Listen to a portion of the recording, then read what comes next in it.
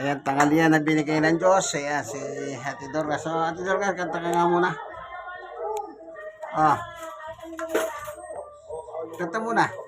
Sa pagkainang ito, salamat o Diyos sa iyo. Kabukikat na kila, Diyos na makagbiyaya. Amen. Salamat po, Panginoon Diyos, sa nilaan mong tanghalian sa amin sa tahanan ni Kuya Romy at Ate Dorcas. Ayan po. Mami. Ano kumuha? Yeah. Ayan. Lahat po nakikita nyo yan po ang pagsalo-saluhan namin na binigay ng Diyos na aming tanghalian ngayon. Sa oras na ito, dito po sa tahanan ni Kuya Romy at Ate Dorcas Malyari. Barangay 103, Sony, District 1, Tondo, Manila. God bless us all. Once again, ito po lahat. Ayan, napakarami. Ayun po ang reyna ng tahanan.